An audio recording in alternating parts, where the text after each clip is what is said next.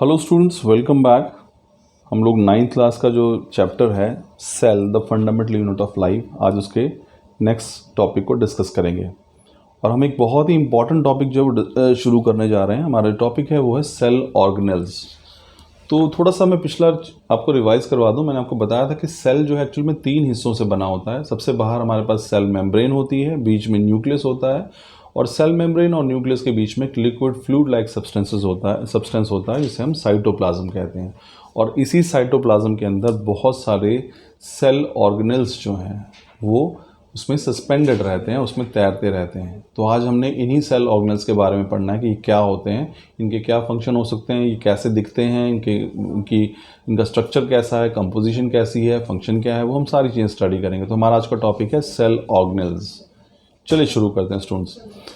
In the case of eukaryotic organisms, the cell contain organelles that have their own membrane apart from the overall cell membrane of the cell.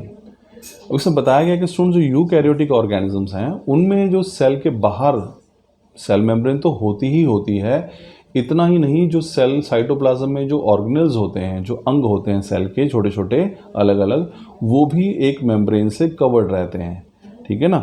तो आप एक इन cell organelles को cell के अंदर मैं यहाँ पे दिखाने की कोशिश करता हूँ, आई एम श्योर की कोशिश करता हूँ कि एक ही इसमें आपको ये नज़र आ जाए। So this is how cell and various organelles looks like.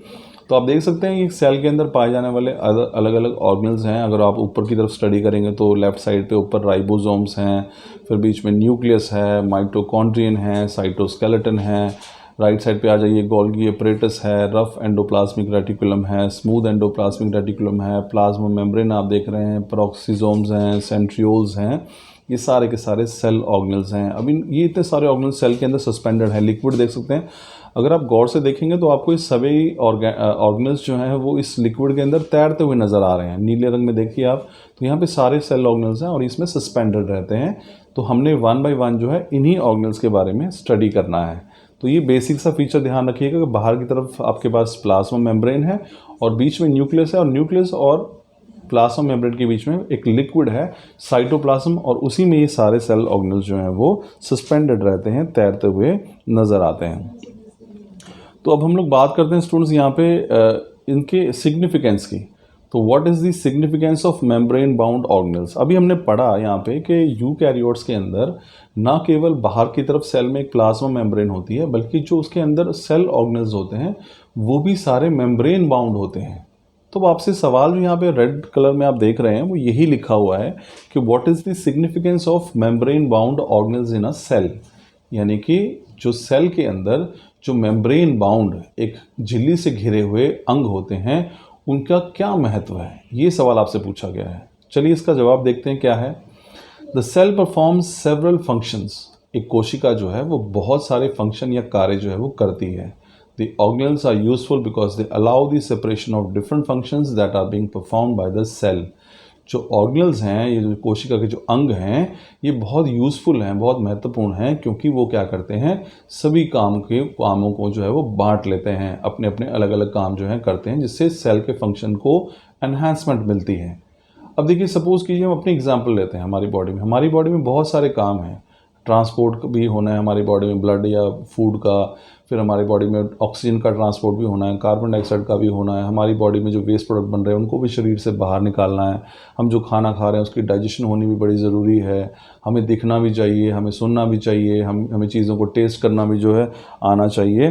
तो यहाँ पे हमारे पास क्या है, यही काम, यानी कि हमारी बॉडी में सारे ऑर्गन्स हैं, और हमारे पास सांस लेने के लिए हमारे पास क्या है, लंग्स हैं। ऑक्सीजन को, कार्बन डाइऑक्साइड को ट्रांसपोर्ट करने के लिए हमारे पास क्या है, हार्ट है। तो उसके बाद एक्सक्रीशन के लिए या ब्लड की प्यूरिफिकेशन के लिए हमारे पास क्या है, किडनीज़ हैं। तो वैसे ही हमारे पास बहुत सारे अंग हैं और वो सभी आपस में कोऑर्डिनेशन के साथ काम करते हैं। तो एक सेल को, मैंने आपको जैसे पहले बताया था कि सेल क्या है, वो भी अपने आप में एक मिनिएचर लाइफ है, एक सूक्ष्म जीवन है सेल अपने आप में। तो उसको भी वो सारे फंक्शन परफॉर्म करने पड़ते हैं। तो यहाँ पर भी जितने भी ऑर्गेनेल्स होते हैं जो मेम्ब्रेन बाउंड हैं, जैसे कि आप देख सकते हैं नंबर 1 पे एंडोप्लाज्मिक रेटिकुलम है, गोल्गी अपरेटस है, ठीक है ना। उसके बाद हमारे पास लाइसोसोम है, माइटोकॉन्ड्रिया है, प्लास्टिड्स हैं, वैक्यूल्स हैं, सेंट्रियोल्स हैं, राइबोसोम्स हैं, पेरोक्सिसोम्स हैं। ये सारे ऑर्गेनेल्स क्या करते हैं, खास काम करते हैं सेल में, जिससे सेल के फंक्शन को, यानी कि एक तरह से डिवीजन ऑफ लेबर हो जाता है। डिवीजन ऑफ लेबर का मतलब होता है कार्य का विभाजन।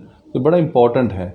तो जब सारे अंग मिलकर कोऑर्डिनेशन के साथ काम करते हैं तो किसी एक अंग के ऊपर बोझ नहीं बनता है, वो सारे जो हैं काम अपने बांट लेते हैं। तो इससे सेल की परफॉर्मेंस जो है काफ़ी बढ़िया हो जाती है। अब देखिए वही एक तरीका, सपोज़ कीजिए हम कोई काम कर रहे हैं और एक कोई भारी भरकम काम है और उसको मैं सिर्फ कोई एक व्यक्ति को सौंप देता हूँ, तो वो बड़ी मुश्किल से उस काम को करेगा तो थक जाएगा और शायद पूरा भी ना कर पाए। लेकिन अगर वही काम जो है हम 8-10 लोगों में बांट दें तो वो काम आसानी से हो जाता है, कोई थकेगा भी नहीं और अच्छे तरीके से भी हो जाएगा। यही काम यहाँ पे ऑर्गेनल्स कर रहे हैं। तो इन सभी ने जो 9 ऑर्गेनल्स जो यहाँ पे लिखे हैं, अंग जो हैं, ये सभी क्या करते हैं, अपने काम बांट लेते हैं, जिससे इनका काम जो है कोशिका का जो या सेल का जो फंक्शन है वो काफ़ी ज़्यादा अच्छा हो जाता है। तो ये हमारे पास स्टूडेंट्स आज का टॉपिक था। हमने बात करी कि जो सेल ऑर्गेनल्स हैं वो क्या होते हैं। ये स्ट्रक्चर मैंने आपको दिखाने की कोशिश की है, आप इसे PDF की फॉर्म में ले सकते हैं और इसको डिटेल में स्टडी कीजिएगा। तो हमने सिर्फ आज ये पढ़ा कि सेल ऑर्गेनल्स हैं क्या और जो मेम्ब्रेन बाउंड ऑर्गेनल्स हैं उनका क्या महत्व है, क्या सिग्निफिकेंस है, ये हमने पढ़ा। अपने नेक्स्ट लेक्चर में हम इन्हीं सेल ऑर्गेनल्स को 1 बाय 1 जो है स्टडी करेंगे और देखेंगे कि ये क्या है, किस प्रकार के इनका स्ट्रक्चर है और उनके फंक्शन जो है वो क्या है। Till then, thank you.